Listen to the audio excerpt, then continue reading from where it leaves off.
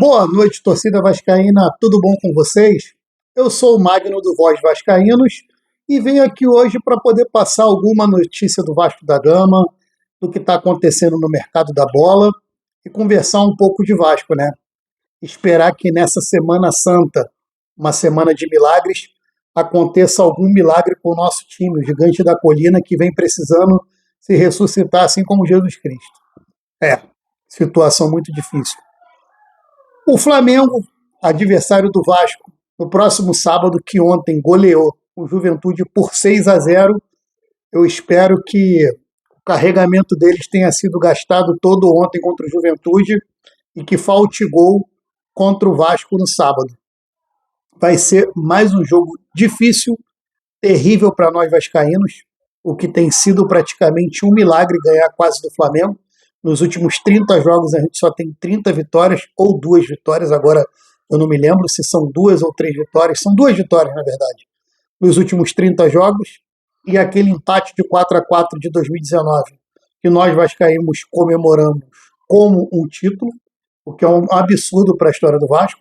Hoje o Flamengo continua sendo nosso rival, maior rival, mas hoje o Flamengo não considera o Vasco como o maior rival deles, né? A torcida já está mostrando que vem muito chateada, que fica claro que provavelmente o Maracanã no sábado não vai estar lotado. Hoje é antevéspera do jogo e só tem 20 mil ingressos vendidos. Normalmente um jogo de Vasco e Flamengo, e olha que o Vasco está em sexto colocado no Campeonato Brasileiro, os resultados ainda ajudaram. Mas normalmente um jogo de Vasco e Flamengo na antevéspera, os ingressos já estão esgotados ou já está batendo na casa de 40, 45 mil ingressos vendidos. E até agora sabe quanto tem? 20 mil ingressos vendidos. A torcida vem dando os sinais que vai abandonar. Contra o Sport, a torcida já não lotou São Januário. Foram só 15 mil torcedores. Quando a gente está sempre acostumado a estar com 20, 21 mil em São Januário, a gente não teve contra o Sport, né? A ideia é pelo menos tentar arrancar um ponto do Flamengo e para que seja uma Semana Santa uma Semana Santa de fato, é o Vasco conseguir ganhar esse jogo. Seria maravilhoso, né? A outra questão é, o Vasco joga contra o Flamengo no sábado e já na terça-feira a gente tem a Sul-Americana contra o Lanús. O jogo que só a vitória deixa o Vasco na liderança do campeonato.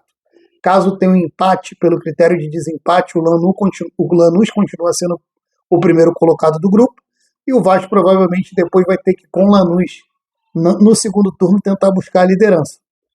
Então, a vitória é inegociável na terça-feira pela Sul-Americana, né? Aconteça o que aconteça no sábado, é no sábado mesmo já virar a chave para terça-feira, porque é uma decisão.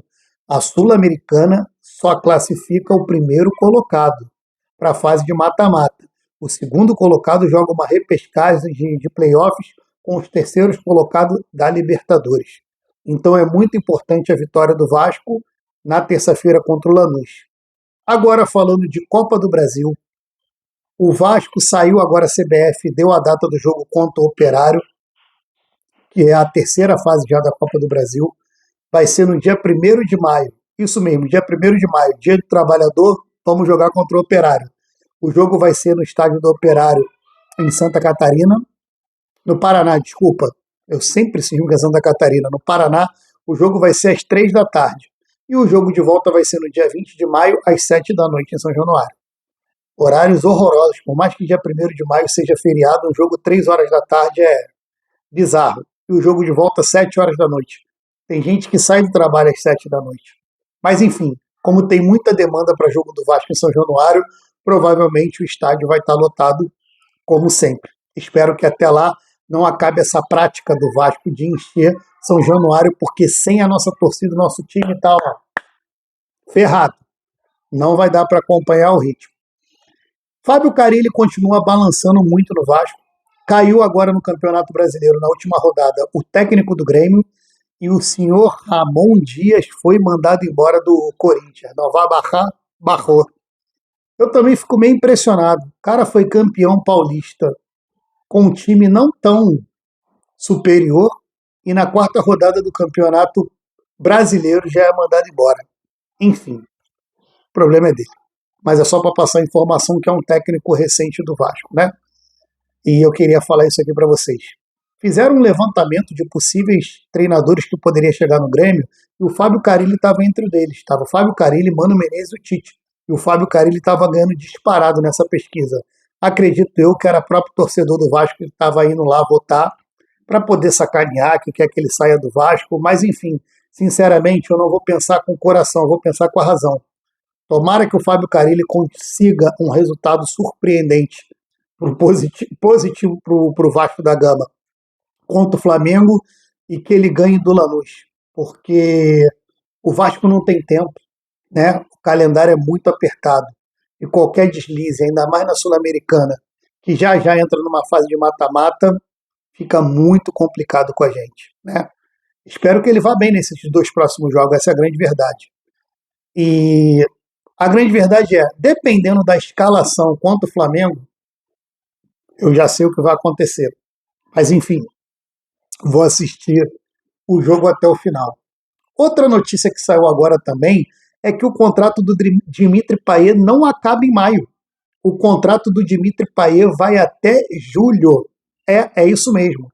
Quando ele chegou no Brasil da França, ele teve uma questão no passaporte que o contrato dele só poderia ficar até maio.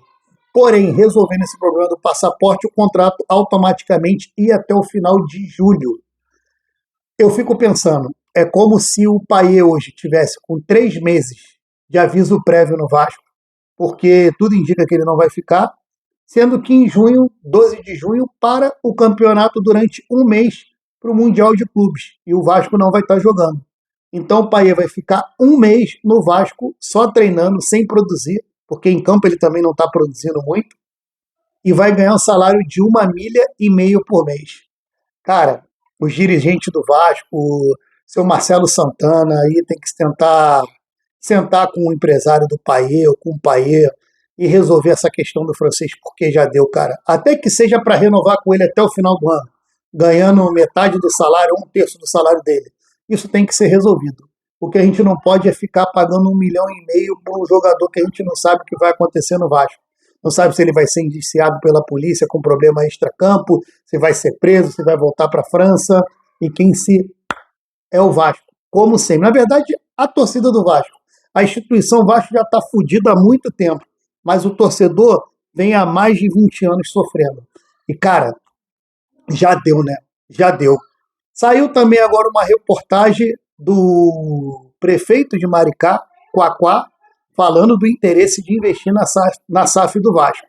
Eu, sinceramente, acho que é mais um ato político do que o próprio interesse de querer comprar o Vasco, né, a SAF do Vasco. E nem sei se o Vasco venderia, ainda mais vindo do fundo do município, dinheiro, enfim, política. Eu acho que o Vasco tem que seja, por mais que seja a melhor proposta, o Vasco tem que pensar muito, muito nisso, se for real, de fato, essa proposta. Mas é isso, rapaziada. Vou ficando aqui. Já vou desejando vocês uma ótima semana. Amanhã é uma excelente Sexta-feira Santa.